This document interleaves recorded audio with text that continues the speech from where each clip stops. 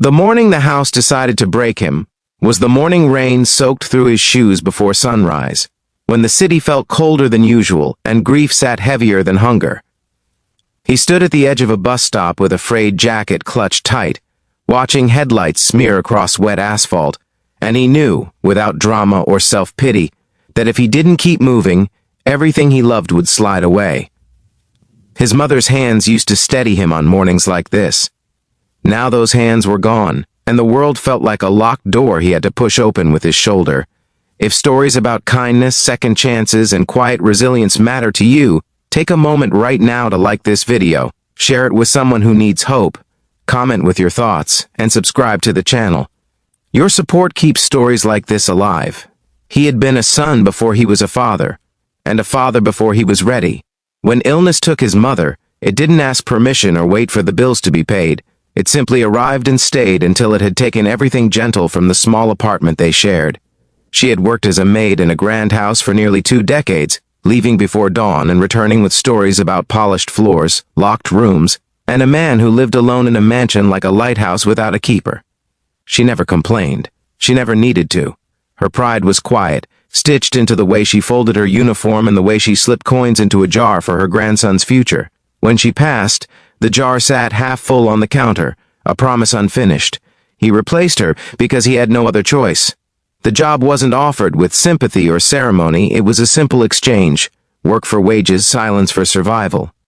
He rose earlier than grief wanted him to, packed lunches for his son with careful hands, and learned the house the way his mother had, inch by inch.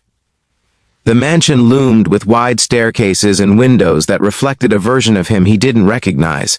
He cleaned with the tenderness of memory, scrubbing floors as if they were keepsakes, dusting frames as if they held his mother's breath. Each room carried the echo of her footsteps, and some days the ache nearly bent him in half. Being a single father meant every hour was accounted for. Mornings were a choreography of shoes tied and cereal bowls washed. Evenings were homework at a wobbly table, bedtime stories read with a voice that tried not to crack, and prayers whispered over a sleeping child who smelled like soap and hope. There were nights he counted the coins from the jar, adding his own, wondering how long the sum could keep them afloat. There were days when the bus ride home felt longer than the work itself, and days when his son asked where Grandma was and he answered with a smile that learned to hide a storm. The millionaire rarely appeared. When he did, it was like a change in weather. A presence felt before it was seen. The house shifted around him, doors closing softly, footsteps careful. He was a man of schedules and silences, of tailored suits and distant eyes. To him, the help blended into the background like the hum of an expensive refrigerator. The single father kept his head down, not out of fear, but out of habit. He was there to work, to earn, to endure. Yet there were moments when the quiet felt too heavy, when he noticed the emptiness of the rooms and wondered how someone could have so much and feel so little. Change came slowly, disguised as routine.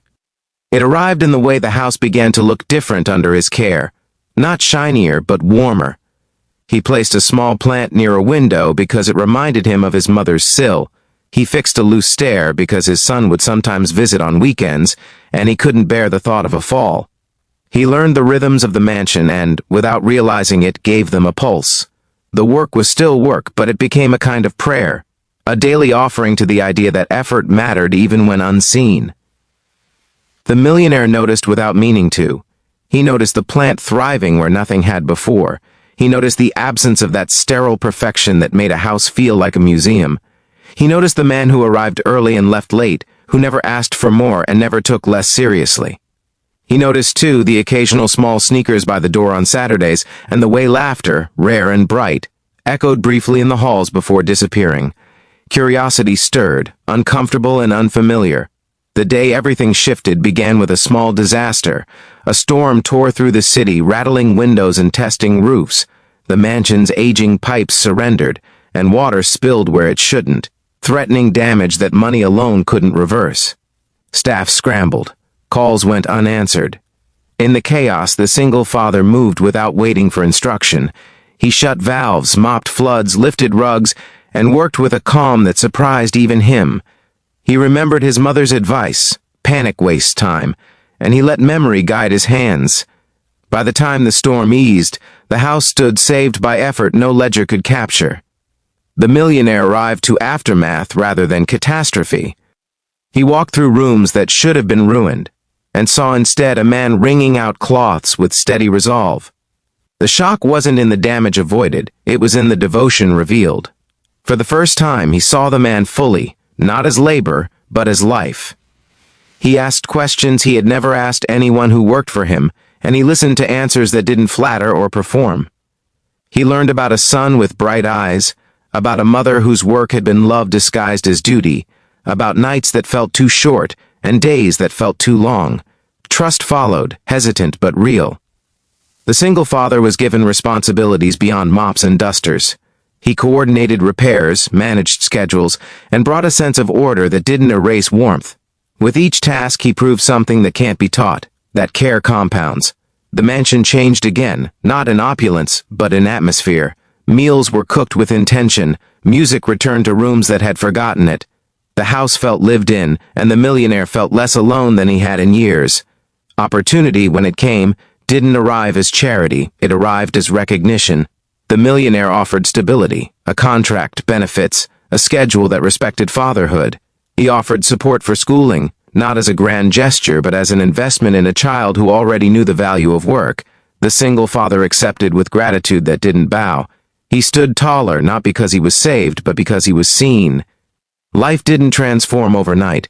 Bills still arrived, mornings were still early, grief still visited unannounced. But there was breathing room now, a sense that effort met fairness.